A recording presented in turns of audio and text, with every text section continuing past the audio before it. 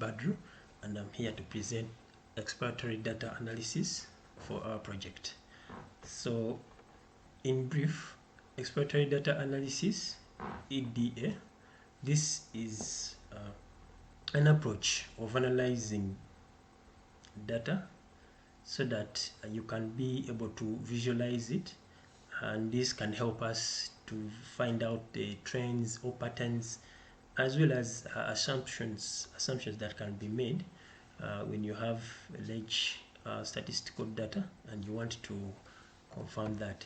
So with our set, we have a viral load data set for Uganda, and it consists of sample ID, current regimen, suppressed, and result alphanumerical. So with the current regimen, it is about you knowing which type of, are you on level 1, is it first level, second level, or third level. When it comes to taking the HIV or ARVs, every patient has their own level. Are you just starting to take the drugs? Are you on the second level or third level? So that is the way we shall be handling this data, and it will be helping us in analyzing this data and being able to come up with our model and be able to train it. So suppressed, this is about us knowing how much HIV virus is in your blood per milliliter of your blood. How intense is the HIV virus in your blood sample, you as the if we are talking about the patient, HIV patient. So some of the libraries that we shall be using with Python, we do have as you see, the option of pre-processing. We shall be using label encoder to help us with converting this data into simple figures, a whole figure, instead of having information which has letters and words. We shall find a way of converting that, or more about cleaning the data that can be understood by the model. Then of course we have the Seaborn and then Matplotlib. These ones will help us with the visualization of data. So here we read our data set. It is a .csv, we call it from here, and after reading, then we do profile. Profiling is just showing you representing all the information that you have in your .csv, and you print it out in a summarized form, in a graphical form, with tables, in a way that can be easily understood, whereby you can easily understand the data.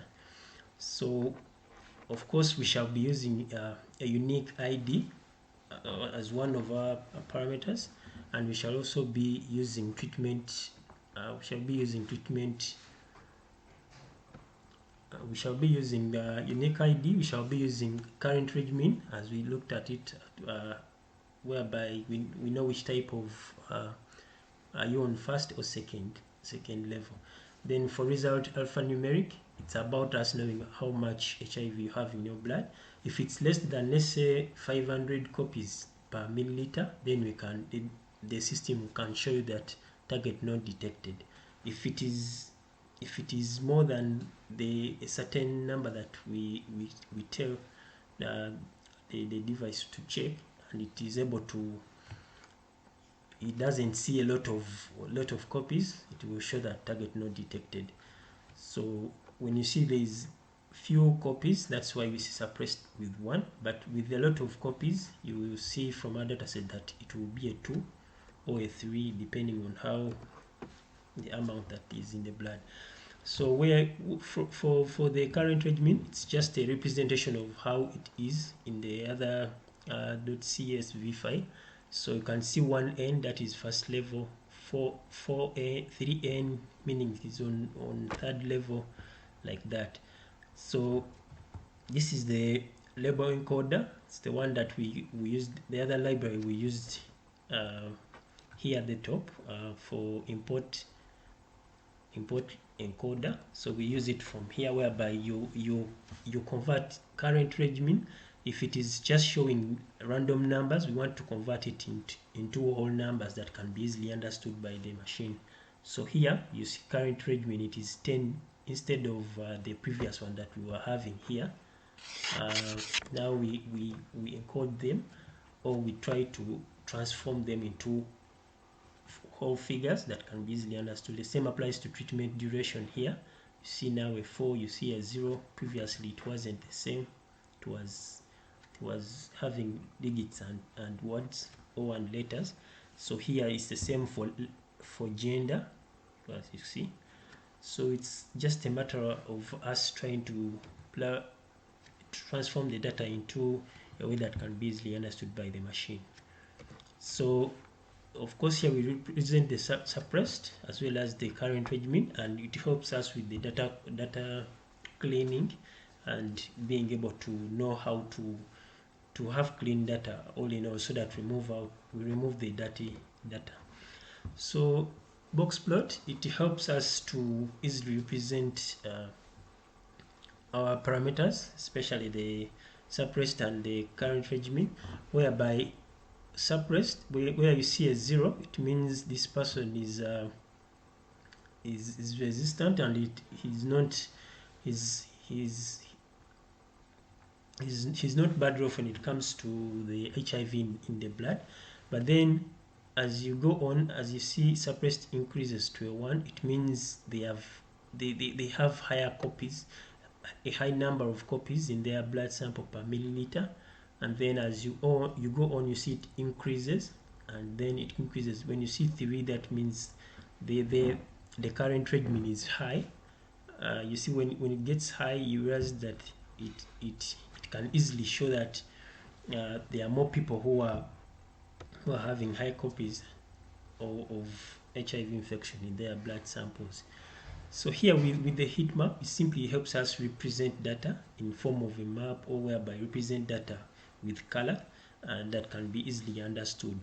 So we have the parameters that we are using is sample ID, gender, treatment duration, the ones that we used with the encoder.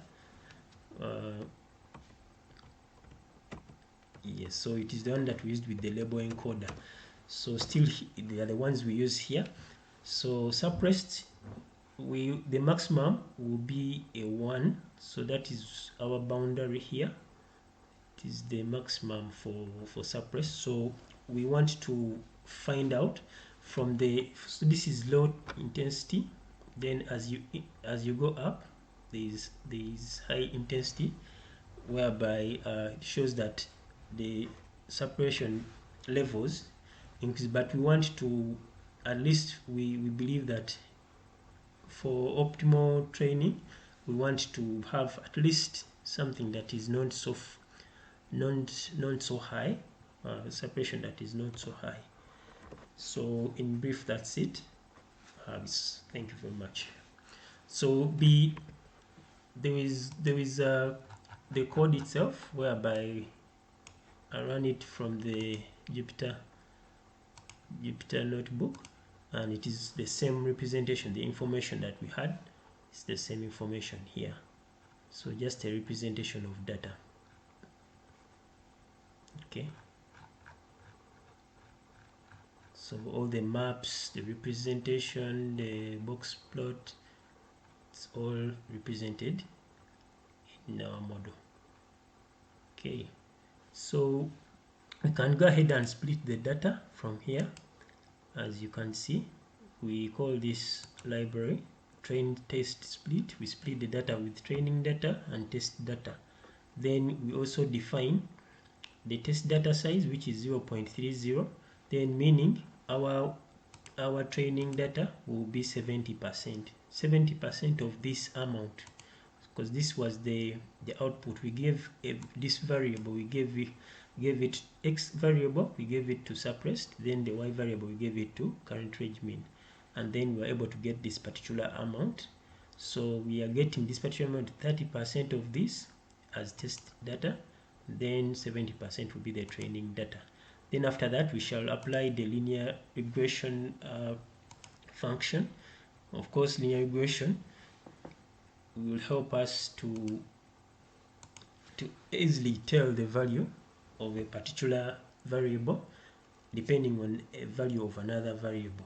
So all in all, we shall be able to come up with a good prediction of the test data, as well as we